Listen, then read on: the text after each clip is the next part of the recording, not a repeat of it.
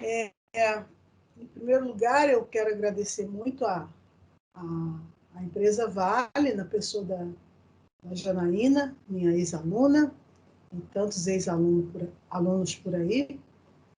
E é um prazer estar aqui, né, com vocês hoje. Era para ter acontecido algumas semanas atrás, mas houve uma coincidência que eu estava me mudando e as coisas ficaram meio tumultuadas e nós acabamos acertando, né, um adiamento dessa data, que foi muito bom. Muito obrigada. Agradeço, então, pelo convite. Realmente é um grande prazer estar aqui entre os colegas e amigos, né? Já algumas vezes eu venho apresentando essa palestra, mas ela vem sendo atualizada, e para vocês eu já atualizei ela com diversos vários slides novos, ou mudando eles, porque, né, nós temos tido a felicidade de publicar coisas novas e tem sempre material novo que nós vamos colocando, tá? A palestra, então, ela é dividida em duas partes principais. Uma primeira parte que eu faço revisão, uma pequena revisão dos sistemas minerais auríferos que são presentes na grande região, né, desse nosso quadrilátero ferrífero, só para lembrar um pouco aos colegas dos tipos de mineralização que nós encontramos no quadrilátero. Talvez para alguns pareça aula de graduação, mas é bom a gente lembrar um pouquinho, tá? E depois nós entramos, propriamente dito, na região do quadrilátero propriamente dito, tá? Ok. Ouro, obviamente, desperta um interesse, né, muito grande, como a Janaína falou, e agora, nessa época de pandemia especial, né, tido uma extraordinária variação de preço positivo, então é obviamente uma commodity, né, de grande interesse internacional. Nesse mapa nós observamos, né, que esse distrito fica posicionado então no sul-sudeste, na posição sul-sudeste do Craton de São Francisco. O posicionamento correto do Craton ainda é objeto de muito debate. Recentemente foi publicado, né, um livro, inclusive sobre os auspícios da própria empresa Vale, que comemora 50 anos do aniversário do mapeamento da região do quadrilátero, e há novamente uma discussão sobre o posicionamento do Craton, mas está aí, então, o quadrilátero, né, com um número muito elevado de tinhos aí com o depósito de ouro e de ferro. Então, é uma província mineral, né, bastante com endowment, né, de muitos metais, além de gemas e outros, né. Bom, em termos de produção mundial, né, o posicionamento do Brasil, essa aí é uma chart que vai de 2010 a 2018, né. O Brasil se posiciona já há muitos anos nessa situação, né, com a China lá em cima, né, vindo logo depois a Austrália e outros países, né, o Brasil mantendo aí essa posição bastante constante, tá? Em 2016 nós produzimos um trabalho sobre isso, nós vamos mostrar uma chart, né, sobre a produção de ouro brasileira, e nós estamos tentando agora produzir um novo trabalho, atualizando isso, e a produção brasileira de ouro, como eu estou falando, ela se mantém mais ou menos sempre, nos últimos anos, mais ou menos estável, tá? Esse mapa, então, foi desse trabalho de 2016, onde nós fizemos um corte em 0,1 milhões de onças, e essa distribuição, então, em mapa do país, né, mostra, então, os principais distritos ou jazidas, tá, com esse corte, e a gente vê realmente que o país tem um endowment extremamente favorável, sendo a maioria absoluta das jazidas do tipo orogênica, principalmente em terrenos pré-cambrianos, tá?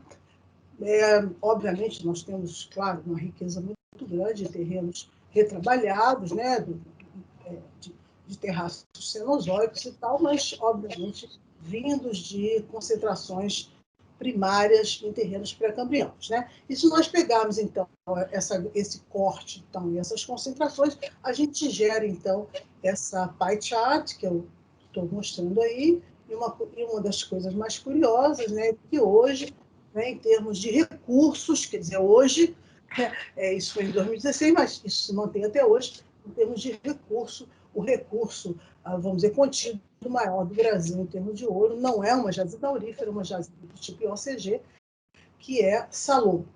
Mas quando a gente olha para esse pie chart, a gente observa que grande parte, eu vou mostrar aqui, peraí um instantinho, grande parte, então, desse recurso brasileiro se localiza em diversos depósitos, então, da região do quadrilátero ferrífero, que estão aqui, alguns ainda em produção e alguns que, inclusive, já fecharam. Tá? Isso, obviamente, cobre todo o Brasil. Então, nós estamos vendo, a maioria absoluta deles vem dessa tal família dos orogênicos, ou seja, dessa família de fechamento de cinturões metavulcânicos sedimentares. Era bom mais ou menos olhar meu tempo, né? Bom, tá bom. Tá? Bom, e é bastante interessante, então, como a gente tem essa riqueza de ouro, né, nos IOCGs do Brasil. Tá? Bom, vamos começar, então, a falar rapidamente da geologia da região do quadrilátero ferrífero. Tá? Ainda não pegamos nenhum mapa, né, mas vamos olhar aqui primeiro o mapa. Eu devia ter feito o contrário, né, mas tudo bem. A gente coloca o mapa e depois a gente volta para trás. Esse é um mapa muito simplificado, resultado de um trabalho de cooperação da CPRM, com, inclusive, participação da indústria, no final da década de 80, e depois com algumas publicações, desculpe, de 90, e depois mais publicações nos anos 2000, onde houve um grande detalhamento, no caso dessa época, do supergrupo Rio das Velhas. Observem que aqui não há um detalhamento do supergrupo Minas, trabalho esse que foi feito na época do DNPM, com o SGS. Né? Esse trabalho, o grande avanço e a grande importância desse trabalho na época da CPRM é que houve finalmente a subdivisão do supergrupo Rio das Velhas, que é caracteristicamente um Greenstone Belt. Né? Quando houve o trabalho de mapeamento, né, na década de 50, 60, do SGS-DNPM, de DOR e colaboradores, o clássico trabalho, eles, obviamente, detalharam em grande nível o supergrupo Minas e não fizeram um trabalho de detalhamento no supergrupo Rio das Velhas. Esse trabalho, então, de detalhamento foi feito no supergrupo Rio das Velhas. Então, vamos voltar um pouquinho para trás para a gente poder, então, falar o que são essas unidades que eu estou falando. Então, quando eu pego essa grande região, então, chamada quadrilátero ferrífero, não, de que ela é constituída? Então, ela é constituída de um embasamento, tá? Que contém, então, uma série de gnáisses e granitóides intrusivos de diversas idades. Esses gnáisses, eles constituem TTGs, abandados, migmatizados, que tem uma variação de idade aí na faixa de 3.0 a 2.6. Os granitóides intrusivos são de natureza tanto arqueana como paleoproterozoica. Tá? Os nossos gnáisses eles estão hoje separados em faixas de idade, inclusive vamos dizer, em ciclos, tá? Depois a gente vai falar um pouquinho disso lá na frente, quando a gente for falar da idade do ouro, mas depois, tá?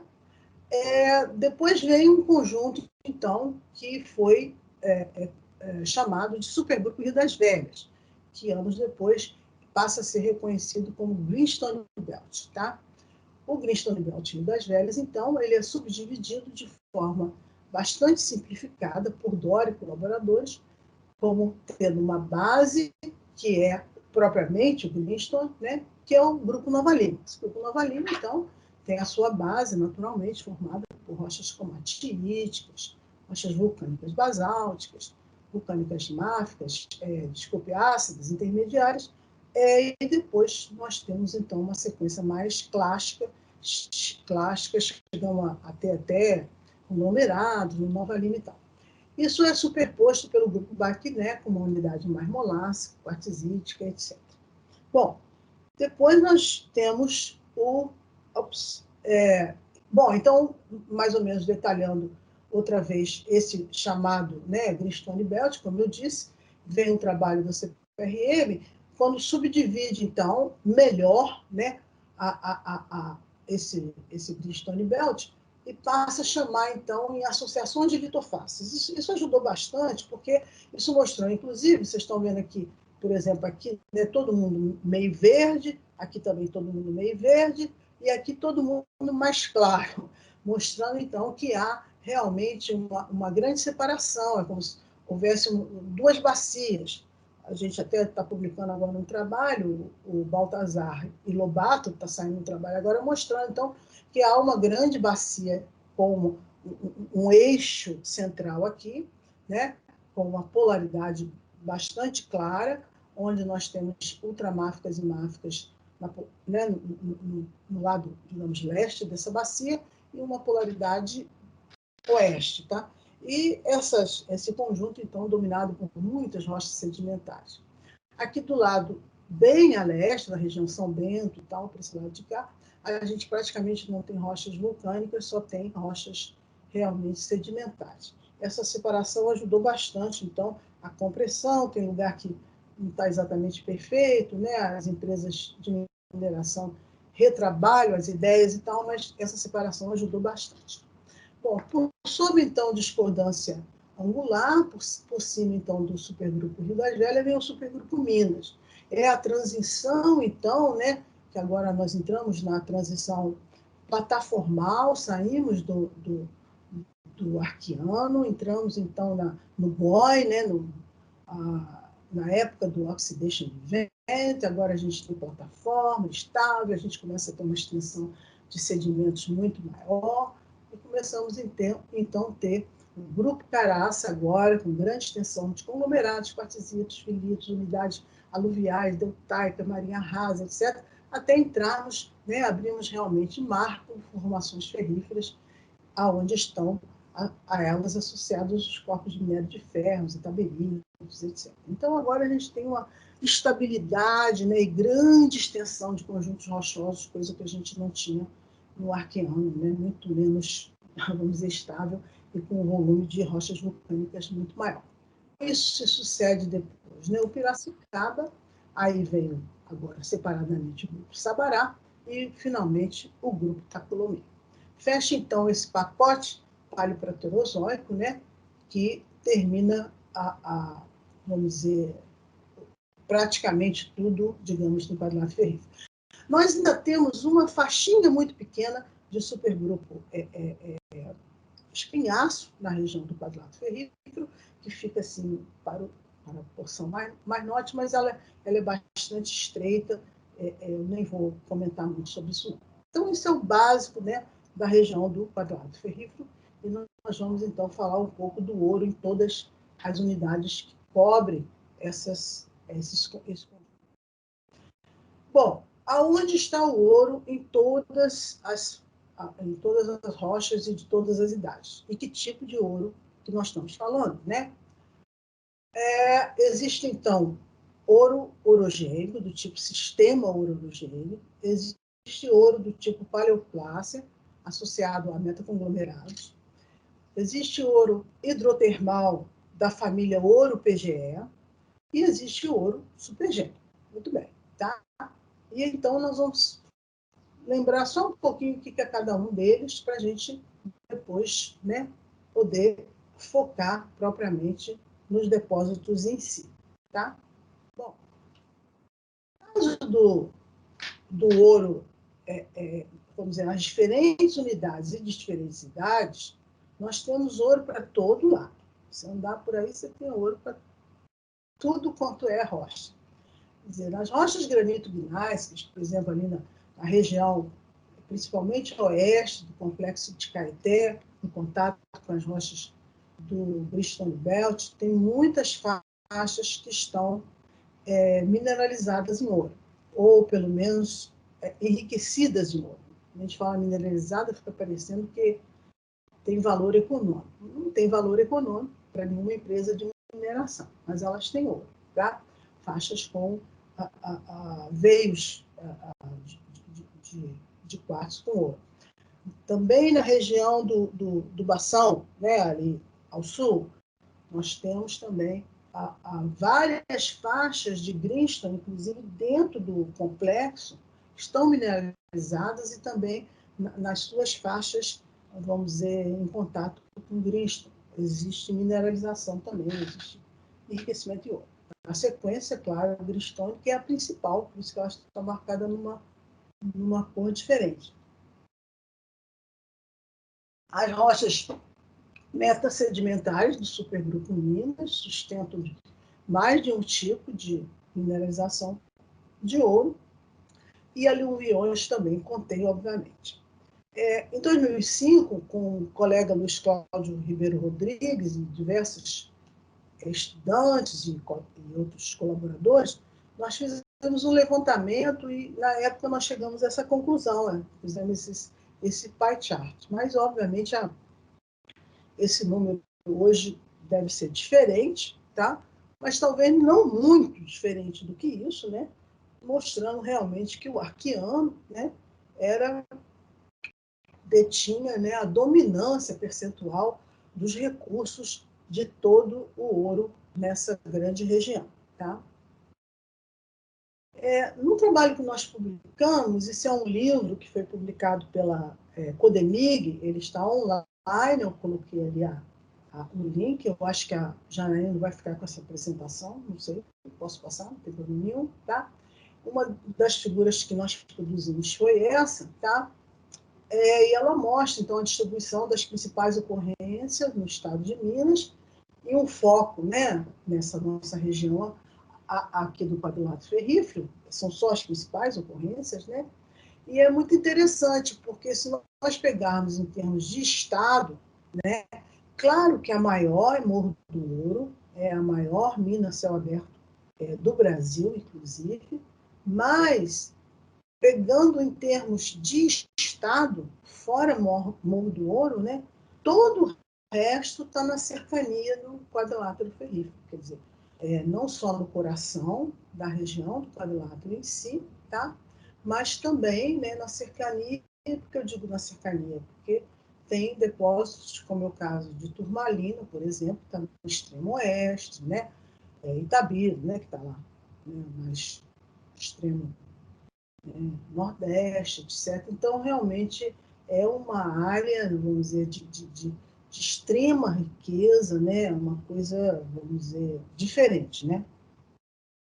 E quando a gente dá um zoom nessa área, aí pipoca um monte de pontinho, né? A gente vê que esses pontinhos aqui são de todas as idades, eles, né, variam para todo lado, não há extensão para oeste, tá? Ela fica toda nesse meiozão, tá?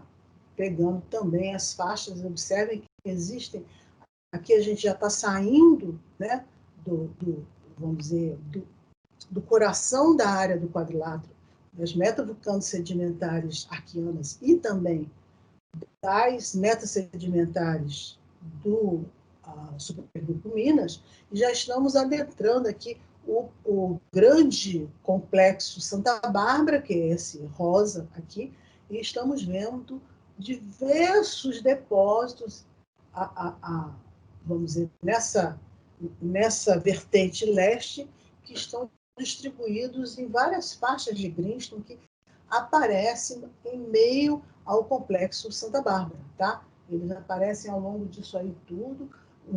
Outros depósitos não são em complexos, não são em faixas de greenstone, outros podem ser do tipo Jacutinga type, né?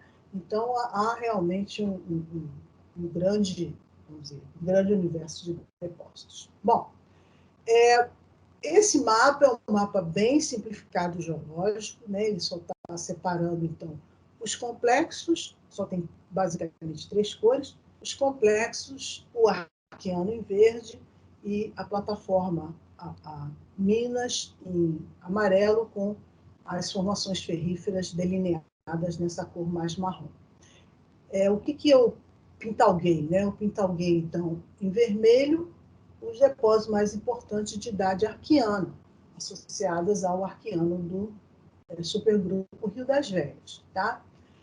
Nessa cor, então, mais rosinha, depois nessa cor mais clara aqui em azul, né? Estão aqui, ó, mostrado aqui desse lado, estão as jazidas orogênicas do Paleoproterozoico e os lodes do tipo Jacutinga, tá? E aqui no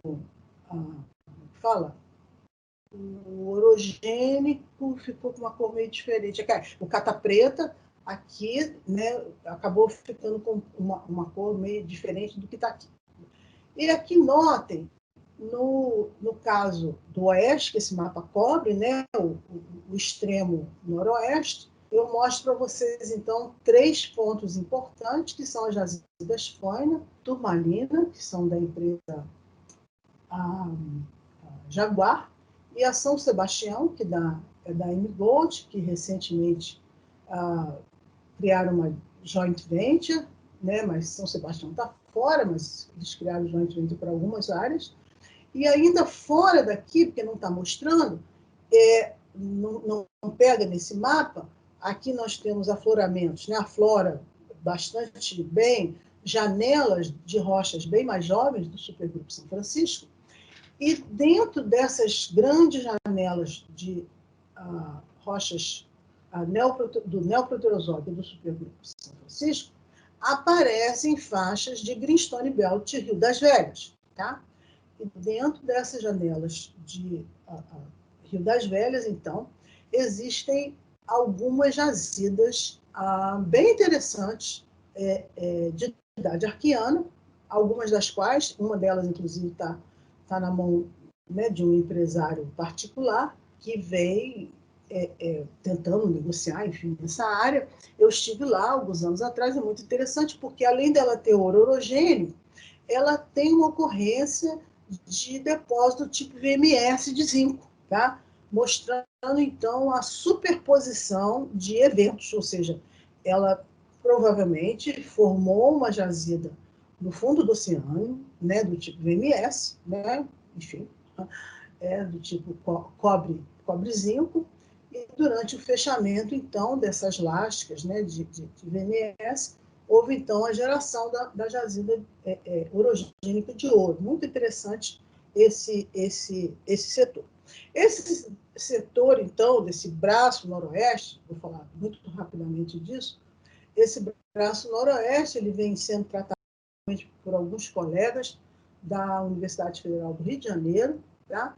E também da Universidade de Campinas, que vem tratando um pouco da geoquímica, um pouco da geocronologia, e vem demonstrando, inclusive, que esse setor, chamado, então, de Greenstone Belt Pitangui, né, que no passado o pessoal chamava simplesmente Rio das Velhas, então ele vem sendo diferenciado, ele tem, então, parece que um posicionamento geocronológico um pouco diferente, ele é um pouquinho mais antigo, e parece que, inclusive, as mineralizações teriam, então, vamos dizer, uma diferença, tendo, inclusive, essa contribuição de VMS. Então, isso está começando a ficar um pouquinho mais claro, etc, etc.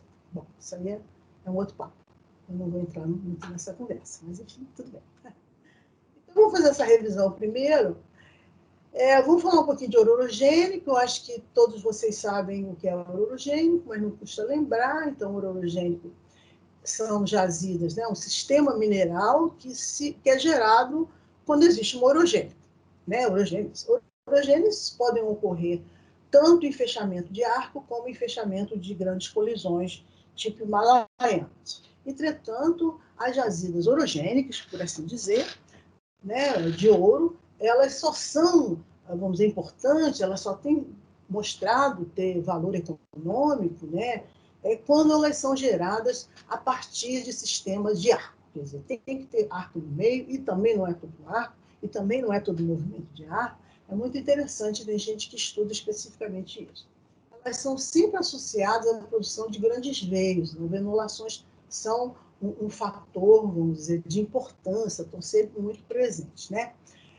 Essa coisa foi mostrada desde a década de 70, tá? Por um homem chamado William S. Fife, eu acabei esquecendo de botar a referência, esse desenho é dele, da década de 70, quando ele mostrou, então, que na face do sanfibolito, lá embaixo, né, lá em 580, 600 graus, quando as coisas começam a desidratar, né, pilhas de rochas sedimentares e tal, tá?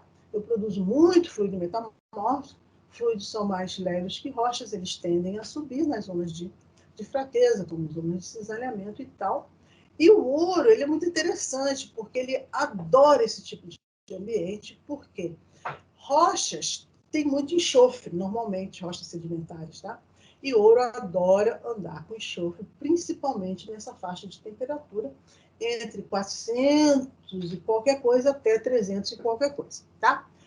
Rochas têm muito enxofre porque rochas no fundo do mar, por exemplo, estão cheias de enxofre, né? O mar tem a água no mar tem enxofre, sedimentos do fundo oceânico tem enxofre, etc. Tem pirita, aquelas coisas, aquelas pirita bolinha e tal. Tá? Então, é fácil para o ouro andar por aí. Não é tão fácil para outros metais, mas para o ouro é muito bom. Então, eles se juntam, né, e vão embora nesses fluidos aí e acabam se alojando aí nessa situação.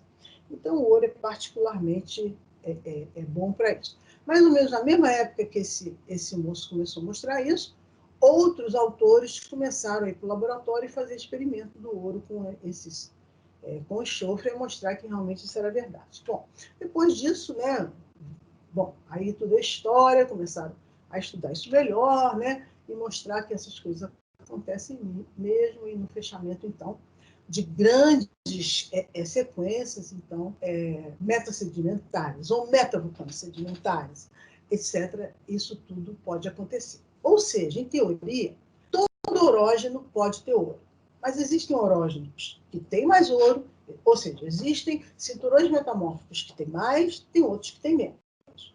E aí a razão para ter mais ou ter menos é uma porção de coisas. E aí o povo começou a estudar por que tem mais, por que tem menos, e eu não vou entrar nessa conversa fiada aqui, porque não é o objeto da nossa palestra. Mas a verdade é o seguinte, né? São produzidos aqui embaixo, sobem porque são mais rasos, são mais leves, e quando eles sobem, eles começam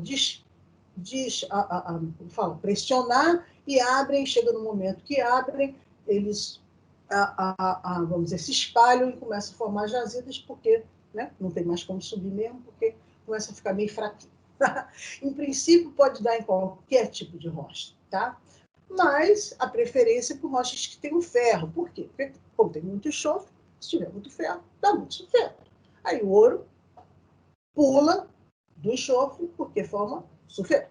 Então, é isso aí. É uma coisa muito, em teoria, muito simples. Então, os tais fluidos metamórficos são liberados, né? Eles são essencialmente aquosos, tem pouco sal, porque rocha não tem sal, né? Rocha não segura muito sal mesmo, quem segura sal é fluido, tá?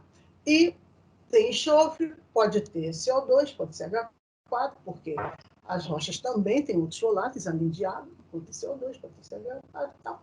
Esse trabalho é muito legal, de um cara aí em 2005, que tentou mostrar que tipos de orógenos são melhores ou piores para ouro e tal, né?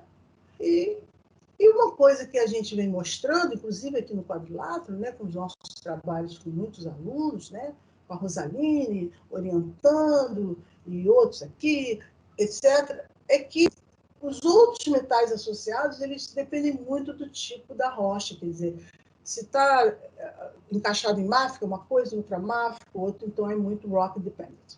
Como eu disse, tem muito veio, tá? Então, dependendo do tipo de rocha, o veio vai ser mais dentro da trama da rocha, menos, e tem um controle estrutural incrível, porque é fechamento, né? Zona de cisalhamento, zona de dobra, etc, etc. Então, você tem que entender, né, o controle estrutural para poder ir atrás do seu depósito.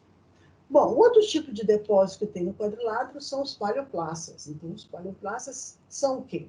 A princípio, né, são plástias antigos, né?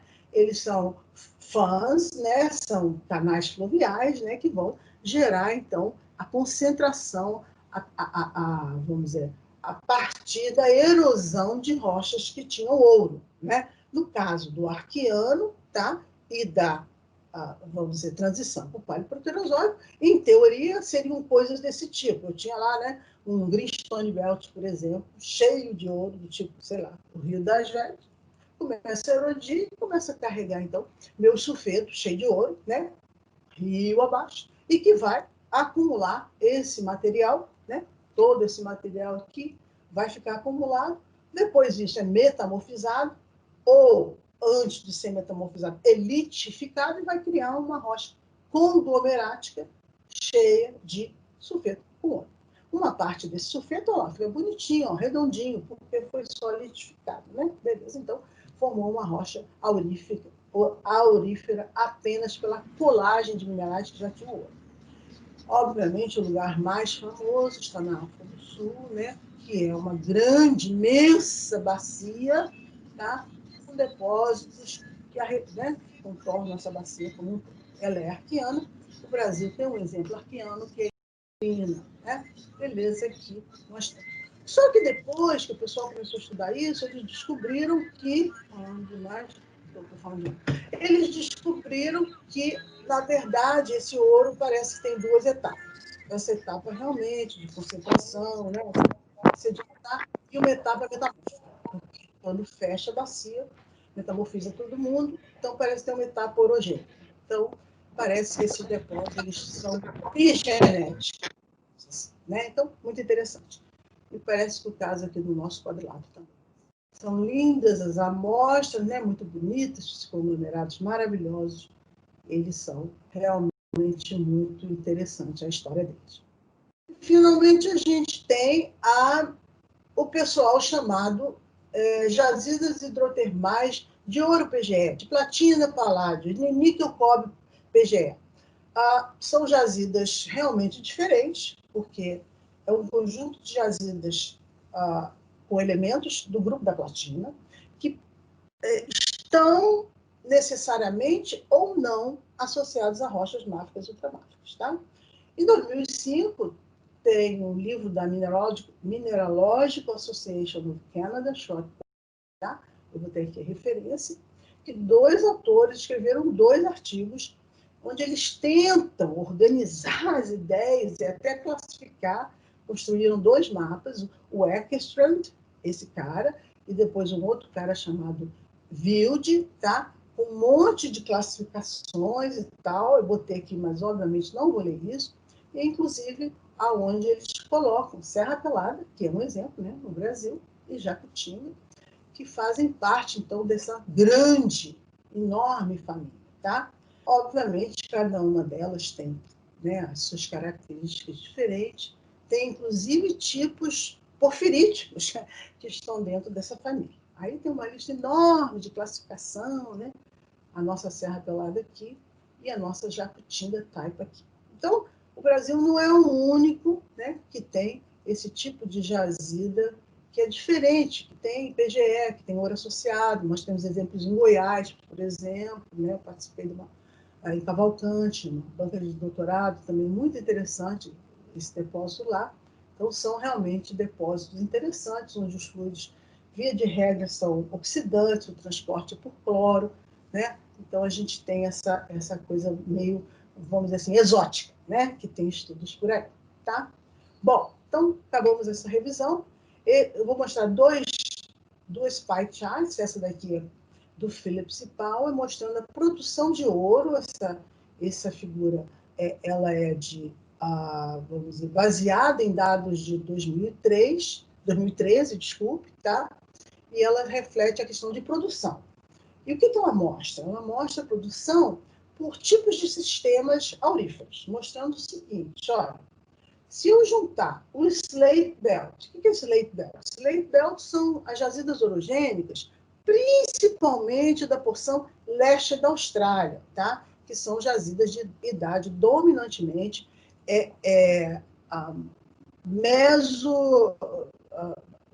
fanerozoica, principalmente, mas são todos fanerozoicos, tá?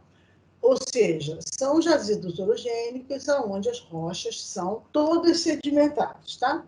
Essas aqui são de Greenstone Belts e o Witwatersrand é aquele tipo, então, conglomerado, mas que também tem uma etapa orogênica. Então, se nós olharmos para isso aqui, a gente vai ver que a maior produção mundial de ouro está com os orogênicos. Depois a gente tem muita, né, plácer, obviamente, tá? E aí os plácer são secundários, tá? Depois a gente tem VMS, os IOCGs, os epitermais, tanto os HS e os LS, tá? Os HS são os epitermais de cobre e ouro e os LS são os epitermais de ouro com prata, tá? Então, essa é, vamos dizer, a figura para a produção. Essa agora já é a figura para endowment, né, para recurso. E aí a coisa meio que se repete no orogênico. O orogênico representa, em termos de endowment, 41%, o epitermal fica com 18%, o porfirítico com quase praticamente 21%, e depois tem um monte de gente aí, né, com um pouquinho de cada coisa. O Carlin, que é aquele tipo lá de nevada, né, que são em rochas sem metamorfismo, né, sequências siltocarbonáticas, VMS, OCG, SCAR, um monte de coisinhas por aí, ocupam, então, essa parte aqui da pie chart. Então, outra vez, orogênico importante, epitermal, porfirítico. Então, está mostrando, né, que o quadrilátero está realmente muito bem. Outra vez, é uma figura de 2014. Idade. Como é que é a idade para ouro por aí, né? O orogênico, ele tem uma distribuição temporal muito clássica, sabe? E que vem vamos dizer, se confirmando ao longo de todas as décadas, ao longo de todo o tempo. Ela tem um importantíssimo pico na faixa entre 2,6 e 2,7, mais ou menos. No arqueano mais antigo, ela é pouca, ela é pequena. Depois ela tem uma importante faixa, né, em cerca de 2,0, um pouquinho depois, e ela tem uma produção muito importante no Fanerozoico, né? Então, a gente mostra aqui um zoom dessa figura, mais ou menos, tá? A gente sabe, né, que houve uma transferência muito importante de metálica, né, no arqueano, né, para o mundo, digamos assim, né, para os continentes, tá? Mas essa coisa continua, né, porque nós temos aqui, no caso do ouro, né, o orogênico, ou seja, os fechamentos cordilheiranos, porque, vamos dizer, o fechamento Greenstone até aqui, né, que é o pré-proterozoico, tá? Os movimentos eram de natureza mais, como fala, horizontais, eles não eram tão cordilheiranos, e a produção de ouro era muito grande. Cerca de 25% de todo o ouro que nós conhecemos no mundo, ele está no arqueano. Cerca de 25%, hein? E não era cordilheirano, tá? A partir do proterozoico, todo o fechamento, vamos dizer, orogênico, ele passa a ser cordilheirano, tá? Quer dizer, é o resto dos 75%. Então, o cordilheirano ele é muito importante, né? E ele está aí produzindo esse monte de ouro no Fanerozoico. Bom, então vamos para o ouro agora no quadrilátero, verdadeiramente. Produção histórica, tão difícil, né? A gente saber essas coisas no Brasil.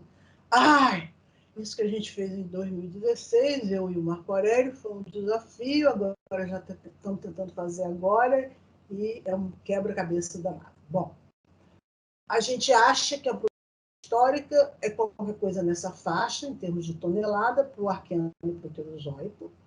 Se a gente pega aluvião oxidados de Jacutinga, qualquer coisa, 552, o somatório isso aqui. Tem um livro do professor Frederick Henger, O Quinto do Ouro, do regime tributário, que nos ajuda um pouco a somar esse valor. Se é verdade ou não, fica difícil de saber. A abordagem, então, nossa vai ser por idade. Então, jazidas no arqueano, no proterozoico e no cenozoico. Vamos lá. As unidades arqueanas, então. As unidades arqueanas, a gente tem mineralização em tudo quanto é tipo de rocha, tá? mas nós temos as principais e algumas rochas principais, tá? Então, vamos lá.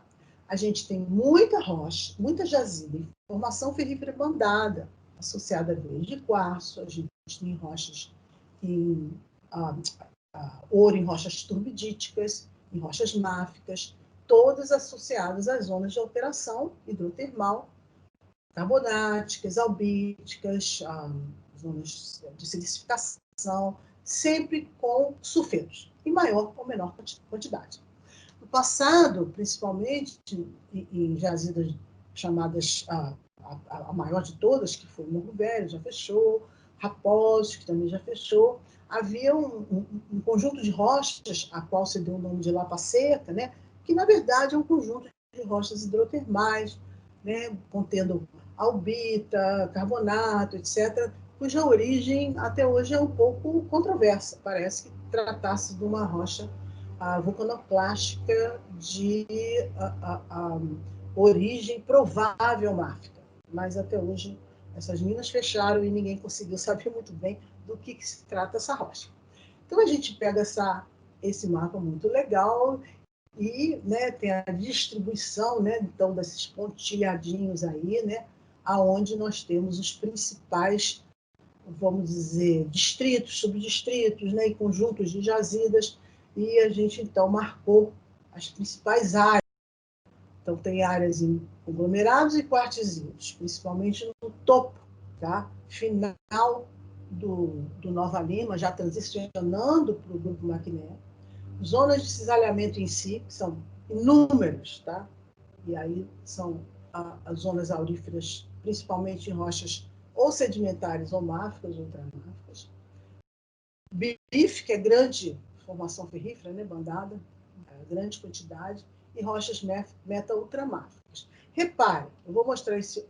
Isso aqui era só para lembrar, né, que nós temos aquelas jazidas lá, do outro lado de lá, que eu não botei aqui. Aliás, esse negócio ficou tudo no lugar errado. Agora que eu estou vendo meus vermelhinhos ficaram. Eu tenho que trazer o mapa outra vez para o lugar. Nossa Senhora, porque eu botei os vermelhinhos em cima dos pretinhos, mas tudo bem. Mas era só para lembrar que nós não temos só aqui, nós temos lá do lado de lá, tá? Eu só mostrar esse mapa aqui, porque chama a atenção a vocês o seguinte: Greenstone Belts, né, são definidos como sequências metavulcanos sedimentares, né, que dominam o Arqueano, mas, enfim, existem Greenstone Belts também no Paleoproterozoico. Ih, está passando aqui um barulhão, gente. E que tem uma base, como comatito, depois vem rochas basálticas toleísticas, etc, etc.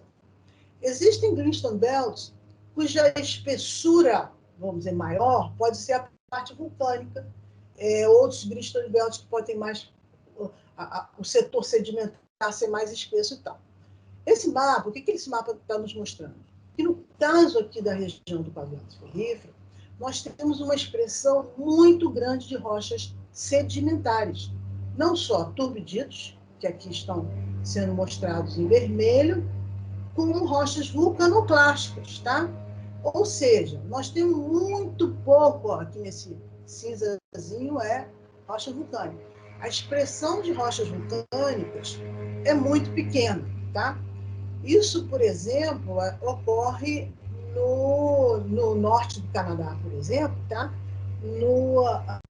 No Craton superior. Não, no Craton superior não, no Craton, esqueci. Isso não é comum em muitos crátons arqueanos mundo afora, tá? Isso é a razão pela qual nós temos tantas jazidas, e esse mapa mostra isso aqui também, tantas jazidas auríferas de formação ferrífera bandada, tá? Coisa que não é comum no resto do mundo.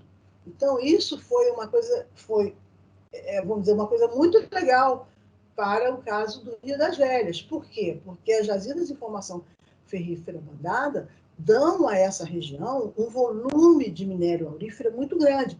Por quê? Vou já correr para frente, traz esse tipo de mineralização, que é uma mineralização de substituição por banda, com um volume de sulfeto extremamente grande, né? E que favorece teores muito, muito elevados. Isso é muito legal. Isso não é um caso, por exemplo, em outros greenstone belt. Então, vamos voltar um pouquinho a esse mapa. Então, a gente tem, né, o distrito aqui, Nova Lima, Morro Velho, Raposo, Faria, Maria da Glória, Cuiabá e Lamego, que estão em produção, Roça Grande, Juca Vieira, que não estão em produção mais, São Bento está em produção, Pilar, Corvo de Sítio, estão todas em produção, e Pari e Furquim, que são jazidas que estão, vamos dizer, produziram no passado e não estão produzindo mais.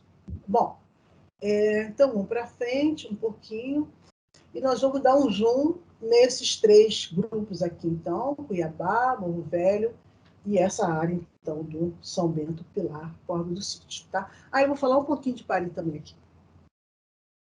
Então, a Cuiabá e Lamego, 2 minas, então, hoje em produção, né? Essas minas estão...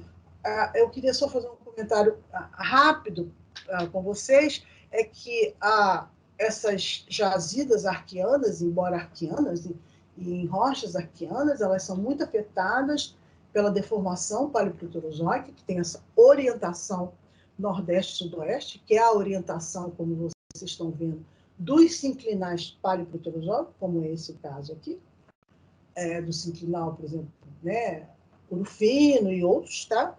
E essas jazidas Cuiabá, Lamego, né, não fogem ao padrão. Elas estão distribuídas, então, ao longo, né, de uma orientação de idade paleoproterozoica, o que causa uma série de problemas na exploração mineral e na própria mineração, inclusive, dessas jazidas, tá? Mas isso também é um outro papo, enfim, uma outra conversa, tá? Elas são caracterizadas pela formação de dobras, tá? São dobras reclinadas, né, de complexidade bastante grande, tá? Só mostrando, então, o plunge dessas minas. Elas são interessantes porque elas têm zonas de silicificação arborizadas, muito bonitas, que foram descritas por esse autor canadense Paul Vine, na década de 80, muito semelhante, igualzinho, aliás, muito legal. Então, mostrando essa sulfetação intrabanda, né? Fica muito bonito, também com carbonato bem detalhe aqui. Essas jazidas já foram datadas, elas foram datadas como sendo arqueanas, né? Estão muito bem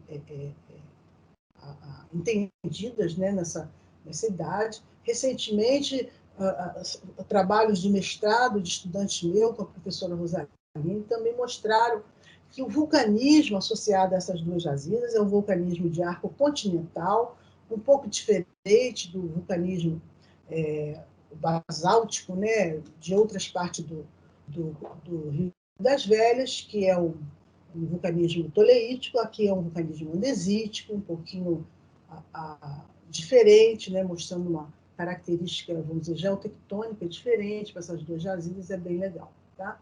Então, fotografia aqui, né, mostrando outra vez a característica dessas jazidas. Então, essas 2 jazidas, elas são bem caracterizadas pela presença de formação ferrífera. No caso de Lamego, tem muito xerte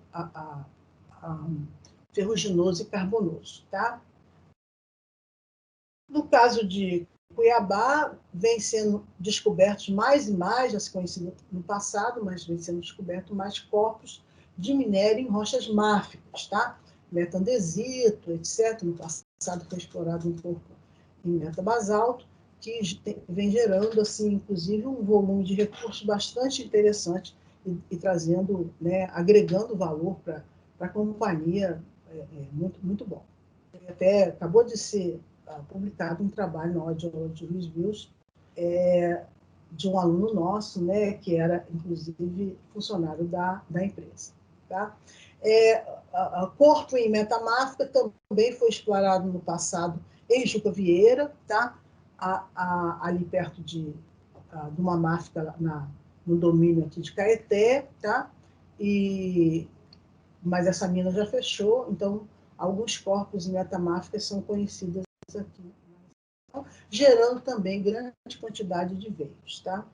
Bom, no lineamento, então, dos sítios, que fica, então, nessa posição mais a leste, onde eu disse a vocês que o vulcanismo praticamente não existe, né? São vários corpos de minério, com diversos nomes, é um lineamento, então, uma grande zona de cisalhamento, de orientação nordeste e sudoeste, tá? E que, né, com o Barão de Cocais fica localizado aqui, tá? Onde a mineralização está toda encaixada em rochas metaturbidíticas, tá? Principalmente. Os metaturbiditos eles estão muito bem ainda preservados, com níveis areníticos e níveis argilosos, areníticos e argilosos. Esse lineamento, ao norte dele está a mina de São Bento, tá? Só que a mina de São Bento ela está hospedada numa formação ferrífera bandada, completamente diferente das formações ferríferas da região de Cuiabá e Lamego, porque ela é uma formação a magnetita, coisa que a gente não vê do outro lado. A mineralização lá está datada por uma idade chumbo-chumbo, não tão robusta, como é o caso de lá, que é urânio-chumbo e monazita, né? Mas é uma idade razoável, tá?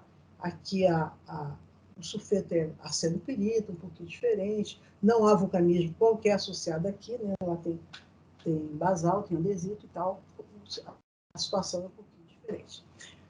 Nós temos ainda a jazida de Pilar, a jazida de Pilar fica mais ao sul, né? E ela é muito interessante, porque ela já encosta ali na região de Santa Bárbara, né? Aqui, ó, bem pertinho, tá? E ela parece que já tem umas faixas, então, de ultramar, fica ali empurradas, né? Como fala? Da base do Nova Lima, né? E ali o grau metamórfico até está um pouquinho mais alto, parece que está meio invertido, não sei, tá? E ali também a formação ferrífera bandada, tá? Tem uma deformação muito complexa ali, é da empresa Jaguar, tá? A deformação é grande, aqui a gente tem muito estilpilomelana, aqui nessa jazida, tá? E aqui a gente volta a ter rocha vulcânica também, como eu disse, parece que talvez seja do quebra-osso, eu não sei. Isso não está muito bem entendido, não. Tá? O depósito Pari, como eu disse a vocês, fica lá fora, em meio a rochas do Complexo Santa Bárbara, né, do nosso, entre aspas, embasamento. É uma faixa de greenstone ali, e as rochas aqui estão em grau metamórfico com fibolito. É uma situação diferente, porque essas rochas elas foram alçadas durante a deformação do neoproterozoico, como é que eu estou quase morrendo aqui no meu tempo, tá? Ela foi explorada, tem galerias, mas ela foi abandonada, tem, né, o grau metamórfico produziu anfibólio, granadas lindas, né, biotita, e tem muito pouca informação, teve uma tese de doutorado do Abreu há muitos anos atrás, mas não houve mais nenhum trabalho, não avançou realmente nenhum trabalho. Nas unidades paleoproterozoicas, nós temos 3 tipos de jazidas: metaconglomerados, o hidrotermal ouro-PGE e os orogênicos, né? Os metaconglomerados, aqui tem um mapa, então, com um panorama completo, né, de todos os tipos de jazida, né, distribuídos em várias porções, então, dessa região. Cata Branca, Cata Preta, Antônio Pereira, Pão do Soco, que é, né, o tipo a Jacutinga, o Palmital Ouro Fino, que é o nosso beta-conglomerado, e na região, então, de Mariana, Ouro Preto, que é o nosso orogênio. Então, vamos falar um pouquinho de cada um deles, que é mais fácil da gente entender. Então, em preto, tudo que está em preto aqui, nós estamos chamando de Jacutinga, barra Carvoeira, barra Bundo, que são tipos diferentes, mas juntamos tudo numa coisa só. Os metaconglomerados estão em azul e os diversos zonas de cisalhamento e tal, que inclui, então, passagem de Mariana, que está todo mundo em vermelho, tá? Vamos falar primeiro metaconglomerados. Os metaconglomerados são jazidas principalmente nessa posição, então, da região aqui do Gandarela, tá? E são várias jazidas, elas foram objeto de investigação por diversas empresas de mineração. Os recursos eram pequenos em cada uma delas e nunca, vamos dizer, conseguiram tentar abrir uma mina, tá? A Jaguar, inclusive, teve uma mina em conglomerado, mas ficou difícil, vamos dizer, conseguir viabilizar produção em uma só, né? A investigação foi muito grande na época da empresa Nuclebras, né, que, na verdade, trabalhou aí nessa região para o urânio, mas, na verdade, o urânio tinha pouco, né, tinha mais ouro. Então, tentou-se uma época a empresa se consorciarem, mas isso foi bastante difícil, porque realmente isso daria, digamos, a possibilidade de criar uma reserva maior, né? São metaconglomerados, né, plásticos suportados, né, da formação moeda, né, que é a base propriamente então do início aí do supergrupo Minas, tá? Aí, como eu disse a vocês, há trabalhos, inúmeros trabalhos, teve inclusive um trabalho recente de um rapaz do CDTN sobre vários estudos, inclusive da mineralogia de urânio, um trabalho bastante detalhado sobre isso, tá? Mostrando que parece realmente que são duas etapas. Uma etapa, então, detrítica, né, de transporte, concentração o transporte, e uma etapa orogênica de fechamento da bacia. Tá? As fotos, então, mostrando o conglomerado moeda. Bom, o outro grupo de jazida é o grupo, então, né, de minério aurífero de ouro, platina, paládio, né, que a Vale, inclusive, né, explorou por diversos anos. Existe o tipo jacutinga clássico, né, o trabalho, inclusive, do Albiati, é um trabalho muito legal, porque descreve a parte estrutural, né, de controle, bem interessante. Tá? Mas existem outros tipos, né, de ocorrências que não são propriamente jacutinga, mas eu chamaria de jacutinga light, né, que o pessoal chama, e que faz um grande cinturão, uma faixa muito grande, né, aí da porção leste, subindo por essa região aí, né, nesse trabalho, inclusive, da Lucília, né, que tem esse mapinha retirado de outros trabalhos do professor Cabral, tá? E que mostra, então, essa grande faixa, como eu disse a vocês, são tipos de jazida que existem em outras partes do mundo, né? São depósitos, então, em núcleos e faixas, no Itabirito, né? Sempre em contato com as rochas carbonáticas, né? Uma coisa curiosa, não tem pirita, embora, né, apareça, inclusive, enxofre, as inclusões fluidas, né? Com núcleos, ora talcosos, ora puramente argilosos, piroluzita, ou seja, manganês está lá, tem muscovita, hematita, especular e octaedre, né? Ele é muito friável, virulento, ele mostra um aspecto assim parece que forma um ambiente de abertura, né? Ele é distensional. E essa idade, então, obtida pelo professor Cabral, de 496, né? Uma idade cambriana, mostrando, então, realmente, né, uma idade associada ao colapso, né, da faixa Araçuaí, tá? Esse mapa, então, do trabalho do Albiati e colaboradores, né, que mostra a localização propriamente da Jacutinga, né, nessa região, e mostrando, né, que a Jacutinga está muito mais associada a fraturas rúpteis do que outra coisa qualquer, né? É bastante interessante, detalhando, então, essa característica, né, a falta de sulfetos e tal. Já houve um esforço também por várias empresas, a própria AngloGold, uma época, fez um projeto tentando, né, ver se havia uma possibilidade de trabalhar nesse sentido, mas o problema sempre bateu na questão da continuidade dos corpos. Os corpos se mostram de forma geral descontínuos, e isso para uma empresa bate realmente uma grande dificuldade de dar, digamos, né, um impulso aos trabalhos, né, vamos dizer, para uma grande corporação, né?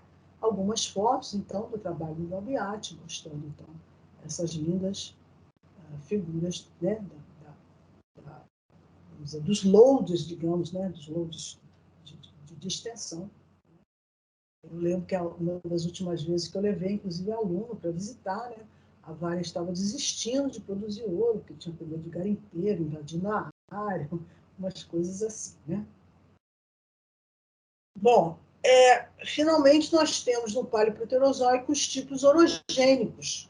O mais representativo, obviamente, é a jazida, né, antiga mina de Passagem de Mariana, que produziu uma quantidade, né, bastante, acho que 60 toneladas, se não me engano, de ouro, né, e que tem uma idade que foi produzida recentemente de 496 milhões de anos, que representa também uma idade de colapso do orógeno, mas que, obviamente, não deve representar a idade da mineralização, porque essa jazida, né, ela é uma jazida que está em rochas do supergrupo Minas, em contato com rochas do supergrupo Rio das Velhas, e por se tratar de uma jazida orogênica, ela, obviamente, necessariamente, ela tem que ser de idade paleoproterozoica, uma vez que é o fechamento do paleoproterozoico que permitiu que ela se formasse.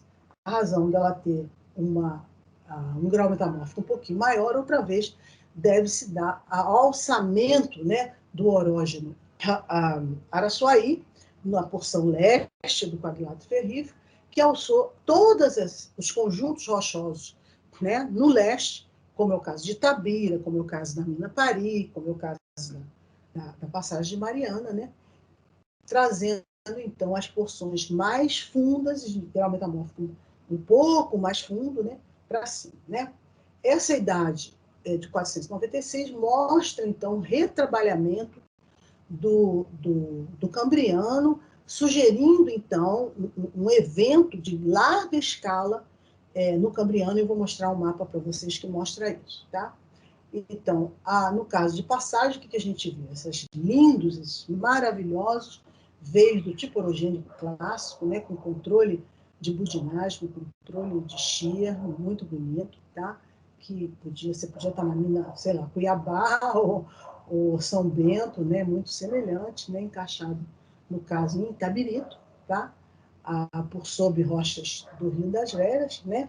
No caso, então, estão na base de Itabirito, são veios de quartzo, com carbonato, tem muita turmalina, um controle estrutural muito forte, alteração hidrotermal clássica, com silicificação, sulfetos. A mineralização, imagina-se, né, está na faixa entre 2,12 e 2,04, e tem trabalhos de inclusão fluidos, fluidos pouco salinos, duplo de CO2, tipicamente metamórfico, tá? Muito clássico de um sistema orogênico conhecido. Bom, só para terminar aqui a parte de idade, quando a gente pensa em orogênicos, de uma maneira geral, no mundo, a gente já viu, né, que nós temos esses picos no Arqueano e os picos do Arqueano aqui desse lado, porque lá na figura do outro lado de lá, né? No Arqueano, tá? No Paleoproterozoico, no Fanerozoico, né? E isso coincide, então, com uma série de eventos, então, geotectônicos importantes, né? E nós estamos bem, né? O quadrilátero ferrífero está bem aqui, né? E nós temos também, né, a faixa do orogênico do Minas. Eu acho muito curioso, sempre achei muito curioso, que no caso do supergrupo Minas, a gente não tem achado mais nada até hoje. E eu sempre falo que eu acho que o supergrupo Minas é pouco, vamos dizer, conhecido para ouro, porque a gente sempre pensou no Minas como fonte de ferro, e a gente se preocupou muito pouco com ele para ouro. Né? No caso do Arqueano, hoje está bem separado que existiram alguns eventos importantes de formação, né, vamos dizer, de crosta geotectônica, por assim dizer. Um evento que é o evento Santa Bárbara, o evento Rio das Velhas 1, o 2 e um mais jovem chamado o evento Mamona.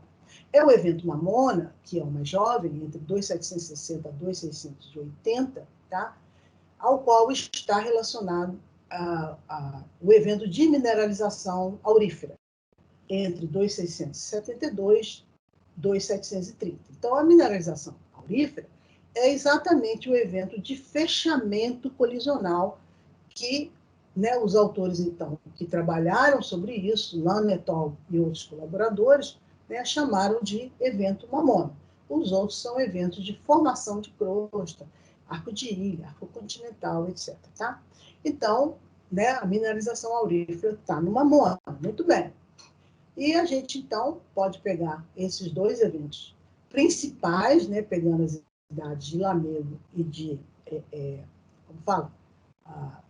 Lamego, desculpe, e de Cuiabá, e colocar eles aqui, né, nesse gráficozinho. E aí, quando a gente pega os trabalhos lá fora, né, para a Austrália, por exemplo, né, eles estão muito coincidentes com o pico de eventos de mineralização, por exemplo, lá na Austrália. Então, a gente está muito bem aí, nós estamos precisando datar muito mais jazidas para a gente ver se isso se repete em outras ou não, mas a coisa mais ou menos se fecha bem, né, entre o Mamona e o Rio das Velhas 2, mas principalmente no Mamona.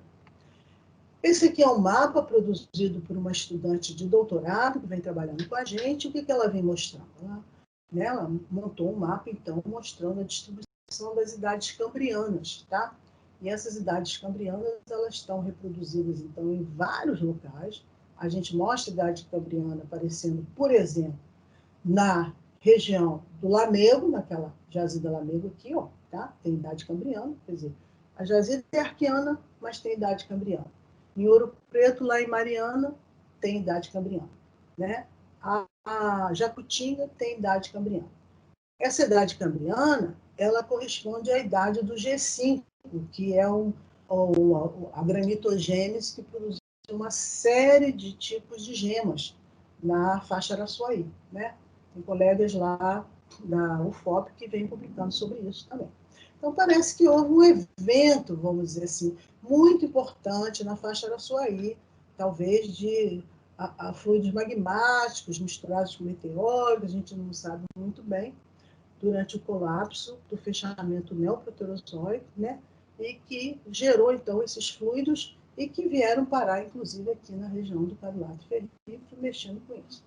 Aquela mina do Pilar, tá? Também, que está aqui, ó, tá? Que nós marcamos aqui, que fica nessa posição, ela também gerou uma idade cambriana. Então, esse tal de cambriano saiu passeando, esse fluido cambriano saiu passeando por aí. Parece que não gerou nada em termos de jazida, mas fez bagunça. O artigo dele é o Gonçalves Dias et al., 2019, o rapaz da UFOP, que também fala bastante. Normalmente a gente tem as unidades cenozoicas, claro, né, terraços muito trabalhados, né, por aí tudo, e que produz ouro para todo lado. Até hoje tem gente aí, né, caçando ouro com as suas, né, mexendo por aí tudo, né? E esse mapa mostra então os principais, vamos dizer, as principais trilhas, né, dessa busca pelo ouro. Tá? Bom, eu já falei demais. Eu acho que eu falei a minha 1 hora, realmente, tá? Gonçalves é a Tati, a Rosaline me mandou dizer, me desculpe. Tá, Gonçalves é a Tati, é a Tatiana. Realmente, Rosaline, me desculpe. A Gonçalves Dias é a Tatiana, tá certo, é a doutoranda. Rosaline, ainda bem que você me avisou, você é muito bom, falando assim, tá morrendo? Bom, eu quero agradecer. Em primeiro lugar, dizer que eu agradeço muito a todos os meus estudantes ao longo de 500 anos que me ajudam, porque sem estudante a gente não faz nada disso. A esse monte de instituição que está aqui, ó, no estado aqui, né? A todas essas agências, a todos os meus colegas, porque essas pessoas é que realmente valem a pena. Peço a vocês para visitarem a página desse periódico Minerals, que nos convidou a montar um volume especial chamado Gold Deposits in Brazil, e que nós estamos montando. O primeiro artigo vai sair, já está saindo agora, e a gente está trabalhando para produzir os outros teóricos 9 artigos. Tá? Quem quiser submeter pode ainda dar tempo, porque a deadline foi adiada por causa da pandemia. Eu convido vocês também para visitar a minha página, que eu estou começando a montar uma página que eu estou me aposentando provavelmente o ano que vem, ainda não aposentei, e eu quero ver se eu começo a trabalhar assim, em dar cursos. No Instagram estou começando a querer botar umas aulas de geologia econômica, umas coisas assim. falar minhas bobagens lá. Então, daqui a pouco eu vou começar a botar minhas bobagens. E essa daí vai ser o início de tudo. É isso. Olha, eu agradeço mais uma vez a todos. Espero que vocês tenham aprendido alguma coisa e se divertido. Obrigada. Ei, Lídia, muito obrigada. Gente, como ex-aluno, bate uma saudade danada das suas aulas, viu? Muito obrigada, muito informativa, e é uma revisão muito importante, ainda mais a gente, igual você falou mesmo, né? A gente acaba, às vezes, pensando no Minas só como no minério de ferro, né? Então, realmente é bom relembrar e aprender um pouco mais com você. A gente abre espaço agora para perguntas, né? Para participação do pessoal. Vamos ver se alguém vai levantar a mão. Pode fazer uma pergunta? Claro. Muito obrigado, Lídia, pela apresentação. É o Noivaldo. Quem está falando? É o Noivaldo. Oi, Noivaldo. Como vai, Lídia? Tudo bem. Muito obrigado pela apresentação. Lídia, a Lapa Seca é um símbolo para a geologia do país, para a metalogenia do país. Foi uma das polêmicas mais estimulantes durante muito tempo, inclusive quando o professor Ladeira veio do Canadá, da escola que você, inclusive, fez o seu doutorado, que tinha uma tradição de uma metalogenia bastante influenciada pelo Hutchinson, etc. Me causa surpresa e uma certa inquietação, quer dizer, depois de tanto tempo, nós ainda temos uma lacuna, não é? De conhecimento em relação àquilo que é o símbolo do quadrilátero ferrífero. O que faz a gente replica esse exemplo em várias situações no Brasil. O que faz a gente ser tão acomodado cientificamente e não definir essas coisas de uma forma mais clara? Quer dizer, focar numa coisa que é tão simbólica e tem uma importância tão grande para nós, geólogos do Arqueano no Brasil.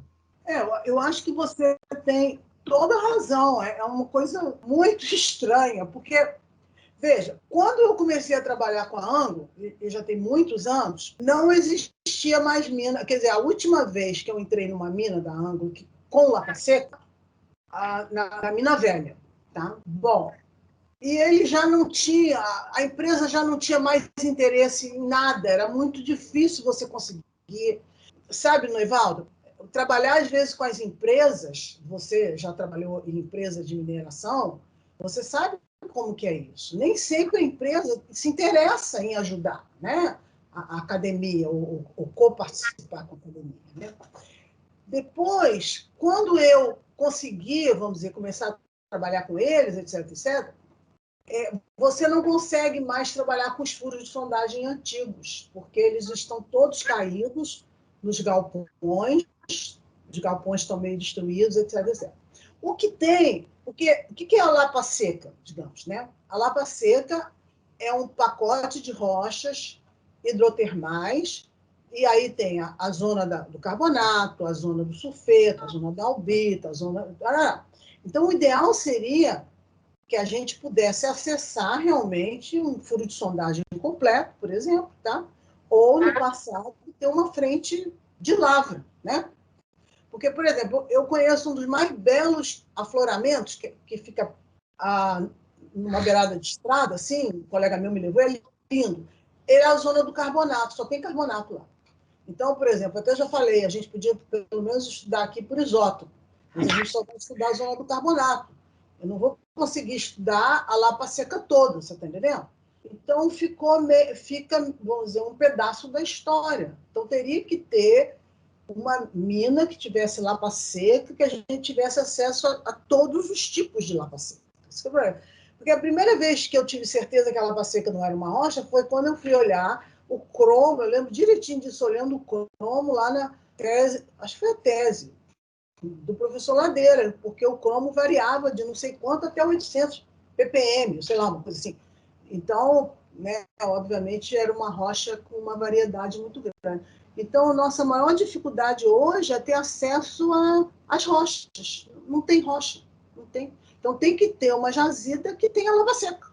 E hoje não tem jazida com lava seca. Entendeu? Você tem acesso, né? Eu, pelo menos, não conheço. Mas é muito triste, eu concordo com você. Eu concordo absolutamente, já falei isso 20 vezes. Muito obrigado. Pessoal, mais alguma participação? Se não tiver, eu vou deixar a professora Lídia ficar só falando, ela tem que transmitir, gerar debate, discussões. Esses mais jovens, esses estudantes mais jovens, têm que começar a perguntar, colocar ideias novas. Nós precisamos do debate científico no Pode Brasil. falar à vontade, pode me perturbar, eu estou aqui para ser perturbada. Estou conclamando aos mais jovens para colocar suas ideias, pensamentos, inquietações. A ciência brasileira precisa de discussão, de ideias diferentes. Se não tiver, eu vou colocar um problema teórico que eu gostaria da sua reflexão. Diga. Tinha 8 anos que eu não estudava, por circunstâncias profissionais. Aí, nos últimos 15 dias, eu tive que fazer a conversa lá de Carajás e fui estudar e tomei um susto muito grande ao reconhecer a minha total ignorância e, em alguns aspectos, que tem mudado muito na literatura mundial ultimamente. E eu fiquei muito influenciado pelas ideias do professor Robert, da Universidade de Dallas, nos Estados Unidos, na qual ele hoje é um dos maiores geocientistas do mundo, e ele trabalha com zona de subducção. E ele falou o seguinte: olha, não teve tectônica de placas no Arqueano. Não teve tectônica o quê? Não teve tectônica de placas no Arqueano. Ah, ok. Então, ele coloca 3 aspectos fundamentais para você definir uma zona de subducção. Tá? E realmente, aqui no Brasil, nenhum dos 3 aspectos, em todas essas zonas de subducção que são caracterizadas no Brasil, você tem, na maioria das vezes, a característica dessa zona de subducção no Brasil decorre de um quimismo cálcio-alcalino de rochas coletadas em áreas de mina, que não tem o quimismo primário preservado. Tá? A minha colocação é o seguinte: a estruturação do quadrilátero ferrífero ela não é linear, ela é ameboide. Né? E eu não sei se essa estruturação é decorrente de uma tectônica tardia, mas o fato é que você tem o bação, tá certo? É um domo, é muito similar à área de Barberton, à área do Rio Maria, aqui no Brasil, e é distinto de Yilgarn, onde você vê que Yilgarn é linear, as tripinhas de Griston, e normalmente essas tripinhas de Griston pode retratar essas zonas de sutura de rift. Minha questão com a senhora é o seguinte: o que a academia... Não me chame de senhora, senão eu vou ficar me sentindo muito velhinha. Não, a senhora é jovem, velho sou eu, mas é uma questão de respeito à academia. O que vocês têm pensado e refletido sobre a geotectônica do quadrilátero aí nos últimos 10 anos em relação a esse problema? Porque o 2.7 no mundo inteiro é um período caracterizado por intensa atividade de pluma. Aham. Tá certo? Então, se olha, por exemplo, Carajás é um inacreditável, você não vê um veio de quartzo em Carajás mineralizado no evento arqueano. Isso, para mim, tem um simbolismo muito claro. E tem uma indicação geotectônica, que Carajás tinha todos os ingredientes para ser uma das maiores províncias de ouro orogenético no mundo. Todos. Basalto, bife, rochas ricas em enxofre, tudo. Tá, então eu vou te dar... Vou te Qual é a sua visão? Tá. Primeiro eu vou dizer para você por que eu acho que Carajás não tem ouro orogênico. Eu ficaria muito satisfeito. Qual é o grau... Quando você sai, Noivaldo, das jazidas de OCG, das jazidas de ferro, vamos lugar, e anda pelo terreno, tá? Em Carajás, qual é o grau metamórfico das suas rochas?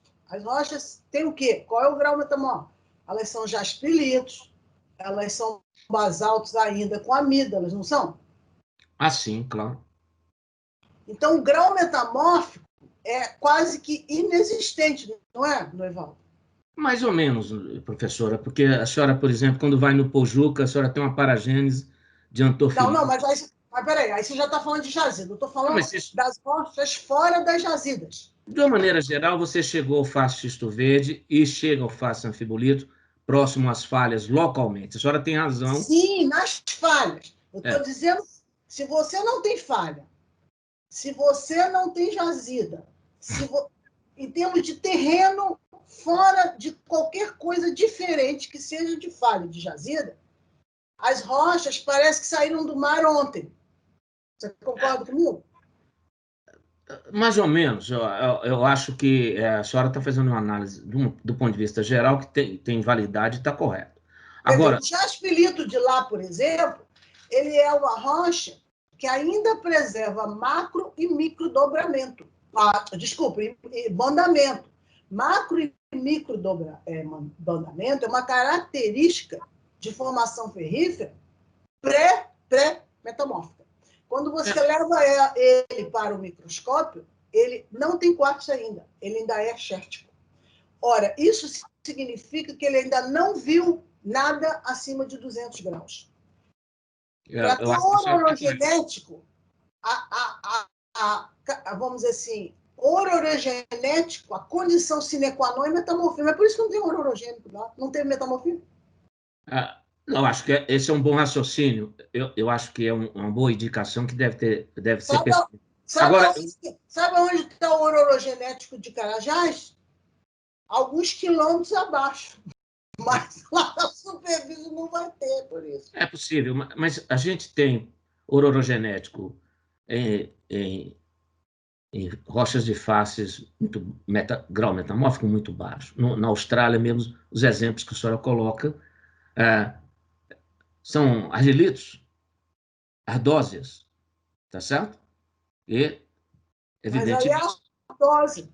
Bom, mas essa é uma outra discussão, a gente ia ficar aqui conversando toda a vida, coitado do pessoal. Mas é uma discussão nuclear, ela é muito importante. Mas porque... tá bom, vamos falar do quadrilátero, então, e a Então, questão... vamos lá. O quadrilátero é o seguinte: como é que a academia está se preparando para enfrentar a dura realidade de ver que a adoção simples e direta de modelos fanerozoicos por arqueano termina que vai estar equivocado e que nós temos que repensar muita coisa do que nós fizemos, nós escrevemos, e eu conclamo a academia no Brasil fazer isso com certa rapidez, porque senão a gente fica muito em defasagem com o que ocorre no resto do mundo. Nós hoje sabemos que nós tivemos geração de crosta aqui, vamos dizer, muito... A região do quadrilátero ferrífero no arqueano, tá? Ela é muito crosta, vamos dizer assim, controlada, ou crosta, como é que eu posso falar?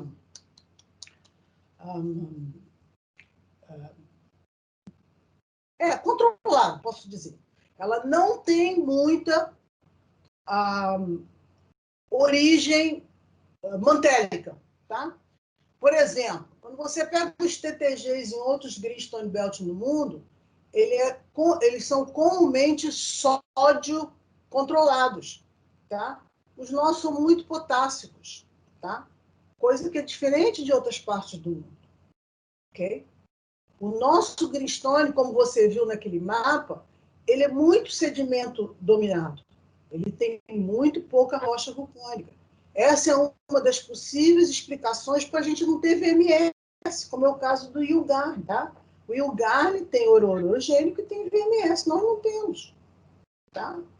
Então, a nossa metalogenia ela é influenciada por essa evolução, por esse tipo. Nós tivemos uma fase de arco de ilha, mas nós temos uma fase de arco continental muito bem evoluída. Então, a gente tem, por exemplo, o andesito aqui muito bem, como fala, bem caracterizado agora. A gente tem toleito, a gente tem comatito de alto magnésio, beleza, mas a gente também tem andesito, sabe?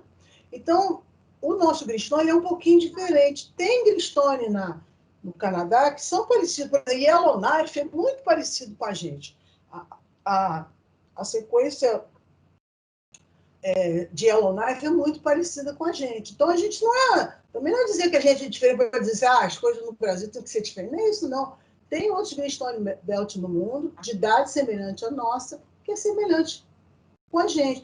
E é por isso, Noivaldo, que nós temos tantas jazidas em formação ferrífera, coisa que não é verdade, por exemplo, no Abitibi. O Abitibi não tem. O Abitibi tem muita jazida em ultramáfica, em máfica, em rochas, por exemplo, mais sódicas. A gente não tem isso. Tem VMS lá. Nós não tem. Agora, quando você pega a extensão noroeste, que é a extensão do Pitangui, você já muda um pouco de afeição, porque começou a aparecer os VMS. Então, você tem uma coisa diferente, né? Em relação a essa geometria que você falou, né? Essa geometria ela é muito imposta pela deformação paleoproterozoica, que fez essas curvas. Sabe essas curvas que você vê? Essas curvas são do paleoproterozoico, entendeu?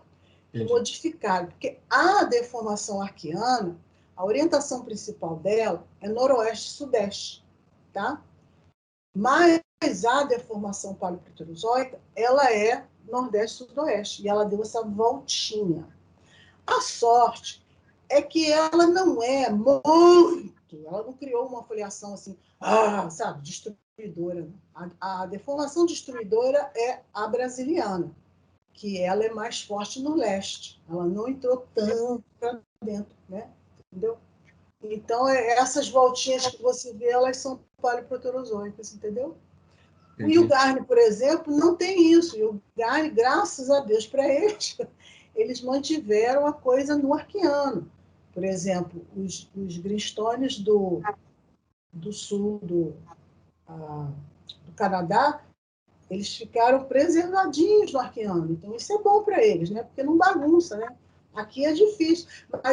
Mas o pessoal, por exemplo, das empresas, eles estão conseguindo melhorar. Esse artigo que o Baltazar e Lobato escreveram, eu acho que a gente conseguiu entender um pouquinho melhor, um pouquinho, cara, porque cada vez é uma luta, sabe? Se você não trabalhar com as empresas, você não consegue resolver, não, porque você tem que entrar nas minas para poder você ver as jazidas. E vai lá fora e volta nas minas, vai lá fora. Né? Bom, é um pouquinho que a gente tenta ajudar, sei lá. Obrigado, Lídia. De nada. Lídia, pensando no supergrupo Minas, né, nessa sequência paleoproterozoica, você acha que a gente ainda se tem muito a pesquisar nesse sentido, né, das bifes, assim, existem ainda potenciais exploratórios que podem, né, ter concentrado ouro de alguma forma, em função do brasiliano, né, ter como resposta essa concentração do ouro. Você enxerga esse potencial ainda por Minas?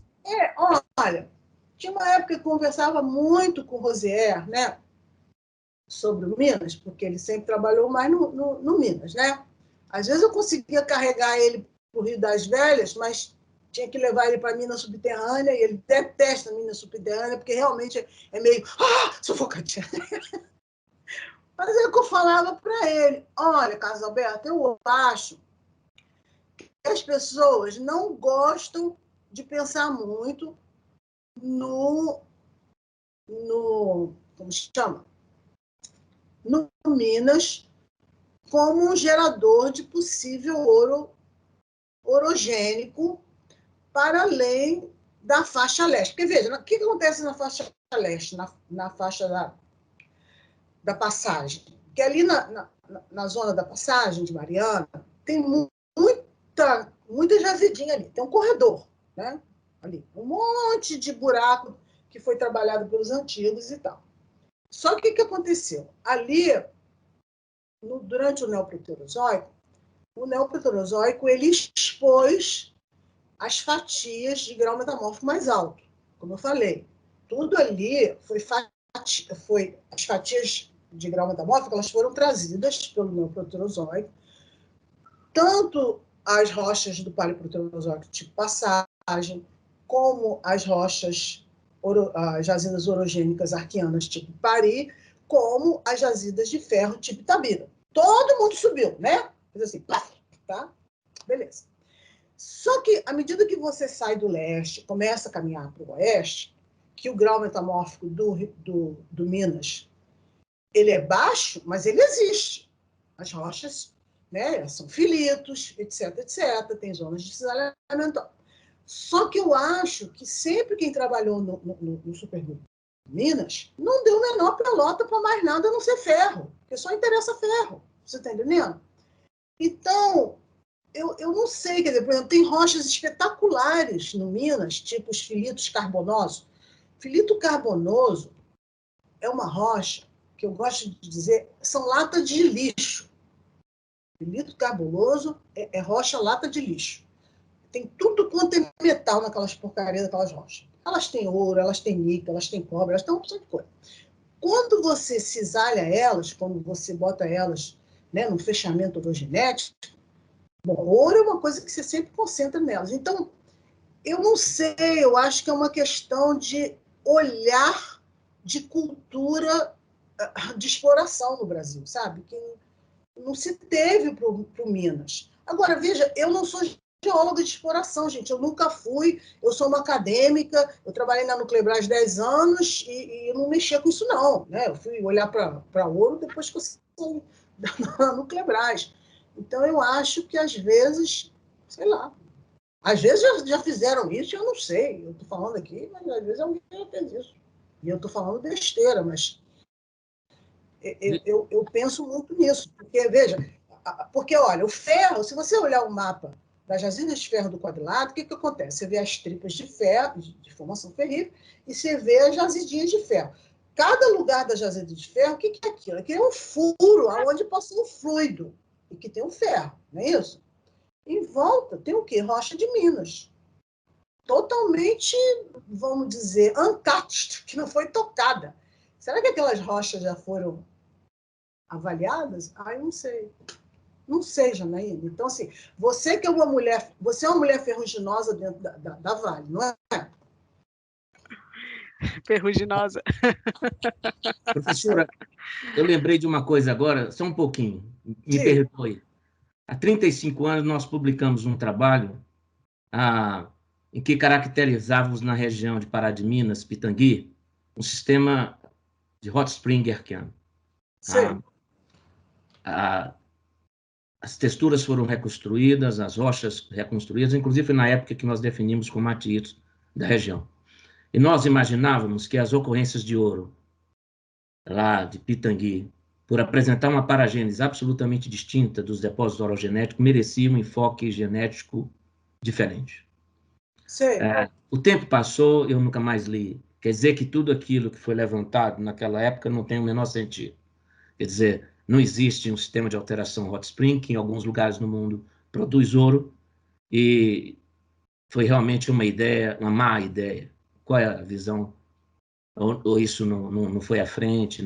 Não existe em lugar nenhum no mundo uma sequência tão clássica de uma parede de alteração tão marcante, com lixiviação de álcalis, concentração de alumínio, com teores anômalos de mercúrio, com paredes de alteração absolutamente verticalizadas e claramente definidas, que poderiam ser análogas a um processo de hot spring. Você está me perguntando se não existe isso? Se alguém trabalhou a mina de Pitangui, ou se existe alguma ideia sobre a mina de Pitangui que não está realmente diretamente ligado ao processo orogenético. Não sei, Evaldo. Sinceramente, eu não sei. Porque a senhora mencionou que a região de Pitangui é um pouco diferente. Quando eu falo a região de Pitangui, eu estou falando do braço de Greenstone, como um todo. Exatamente. Exatamente, porque a mina de turmalina, ela é realmente distinta de tudo que vocês trabalharam no quadrilátero. E como eu não acompanhei a literatura, eu queria saber se houve alguma tentativa do ponto de vista genético, de vincular aquelas mineralizações de ouro a um processo de hidrotermal distinto do processo... Não, sim, agora que eu entendi sua pergunta, não.